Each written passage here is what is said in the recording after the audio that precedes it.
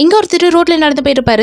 திரும்ப பர்ஸ வந்து கீழ போட்டு போயிருப்பாரு. இப்ப பக்கத்துலயே ஒருத்தங்க காயெல்லாம் வச்சு வித்துக்கிட்டு இருப்பாங்க. அவங்க வந்து உங்களோட பர்ஸ போட்டு போயிட்டீங்க பாருங்க, எடுத்துக்கோங்க அப்படின்னு சொல்லியிருப்பாங்க. இவங்களே காசுக்கு வந்து ரொம்ப கஷ்டப்பட்டுட்டு தான் இருப்பாங்க. காலையில இருந்து எந்த வியாபாரமும் ஆகல. ஆனா அந்த நிலைமையில கூட இவ்ளோ நேர்மையா இருக்காங்களே அப்படின்ட்டு அவங்கள ரொம்ப பிடிச்சிருக்கு. இப்ப நீங்க வச்சிருக்க எல்லா காயும் வாங்கணும் அப்படின்னா எவ்வளவு ஆகும் அப்படின்னு கேட்டிருப்பாரு. என்ன ஒரு 1500 ரூபாய் ஆகும் அப்படின்னு சொல்லியிருப்பாங்க. அதனால 1500 ரூபாய் எடுத்து கொடுத்துட்டு இந்த காய் எல்லாத்தையும் எனக்கே கொடுத்துருங்கன்னு தான் சொல்லியிருப்பாரு. பக்கத்துலயே அவரோட செக்யூரிட்டியா அங்கதான் இருப்பா. அந்த பொண்ணு நம்ம இன்னைக்கு மீட்டிங்க்கு வேற போறோம், இவ்ளோ காயை தூக்கிட்டு நம்ம எங்க போக முடியும் அப்படின்னு சொல்லியிருப்பா. இப்ப அவ சொல்றதும் கரெக்டா தான் இருக்கு. அதனால இந்த காசை நீங்க வச்சுக்கோங்க, நான் வீட்டுக்கு போற வழியில எல்லா காயும் வாங்கிட்டு போயிடுறேன் அப்படின்னு சொல்லியிருப்பாரு. மீட்டிங் வந்து ரொம்ப நேரமா போயிட்டே தான் இருக்குது. இப்ப இங்கேயும் வந்து பயங்கரமான மழை பெஞ்சிட்டு இருக்கு. ஆனா நம்ம கை நீட்டி காசு வாங்கிட்டோம், அதனால அப்படியே எந்திரிச்சு போக கூடாது அப்படின்றதுக்காக அவர் வர வரைக்கும் மழையிலேயே அந்த வயசானவங்க உட்காந்துருப்பாங்க. இப்ப இவர் வந்து மீட்டிங்லாம் முடிஞ்சதுக்கு அப்புறமா ஒரு பெண்டன்ட் எடுத்து வச்சு பார்த்து ஃபீல் பண்ணிட்டு இருப்பாரு. அவரோட செக்யூரிட்டி இது என்ன பெண்டன்ட் அப்படின்னு கேட்கிறப்போ, சின்ன வயசுல எங்க அம்மாவும் நானும் தொலைஞ்சு போயிட்டோம், இது எங்க அம்மாவோட பெண்டன்ட் தான். ஸோ இப்போ அவங்களை கண்டுபிடிக்கிறதுக்கு ஒரே வழி இதே மாதிரி இன்னொரு பெண்டன்ட் எங்க அம்மா கிட்ட இருக்கும், அதை வச்சு தான் அப்படின்னு சொல்லியிருப்பாரு. அதே மாதிரி ஒரு பெண்டன்ட்டை வந்து இப்போ அந்த வயசானவங்களும் வச்சிருக்காங்க. இந்த வயசானவங்க வேற யாரும் கிடையாது, இவருடைய சொந்த அம்மா தான். அந்த செக்யூரிட்டி வந்துட்டு இப்போ நீங்க வேற நைட் வரேன்னு சொல்லியிருந்தீங்க, அவங்க அங்கேயே உட்காந்து இருந்தாங்கன்னா என்ன பண்றது அப்படின்ட்டு கேட்டிருப்பாங்க. இவ்வளோ மழை பெய்யுது, கண்டிப்பா அவங்க அங்கெல்லாம் உட்காந்து இருக்க மாட்டாங்க, அவங்க கிளம்பி போயிட்டு இருப்பாங்க அப்படின்னு தான் அவரும் சொல்லியிருப்பாரு. நைட் ரொம்ப லேட் ஆயிடுச்சு. இப்போ அந்த வயசானவங்க வந்து அங்கேயே தான் உட்காந்துருப்பாங்க. கார்ல போறப்ப இப்போ அவரும் அதை பார்த்துட்டு கீழே இறங்கி வந்திருப்பாரு. இவ்வளோ லேட் ஆயிடுச்சு, கொற்ற மழையில என்ன பண்ணிட்டு இருக்கீங்க அப்படின்னு கேட்கிறப்போ, நான் வேற கை நீட்டி காசு வாங்கியிருக்கேன், நீங்க வேற பொருளை வாங்கிட்டு போல, அப்போ நான் எப்படி உங்களை விட்டுட்டு அப்படியே போக முடியும், அதனால தான் இங்கேயே நீங்க வரவேற்க உட்காந்துருந்தேன் அப்படின்னு சொல்லியிருப்பாங்க. இந்த காலத்துல இப்ப இல்லாம ஆளுங்க இருக்கிறாங்க அப்படின்ட்டு அவருக்கே வந்து ரொம்ப அதிசயமா தான் இருக்கும். அதனால நீங்க வந்து நடந்தெல்லாம் போ தேவையில்ல, நானே உங்களை வீட்டுல டிராப் பண்ணிடுறேன் அப்படின்ட்டு கார்லயே கூட்டிட்டு போயிருப்பாரு. அவங்களும் போற வழியில சின்ன வயசுல இருந்து என்னெல்லாம் கஷ்டப்பட்டுட்டு இருந்தாங்க, அவங்களோட வீடு எங்க இருக்கு அப்படின்ட்டு கொஞ்சம் கொஞ்சம் பேசிக்கிட்டே தான் வந்துட்டு இருப்பாங்க. வீடை மாத்திரம் இறக்கி விட்டுருவாரு. ஆனா அந்த வயசானவங்க வந்து அந்த பெண்டன்ட்டை அங்கேயே அவரோட கார்ல தெரியாதமா விட்டு போயிருப்பாங்க.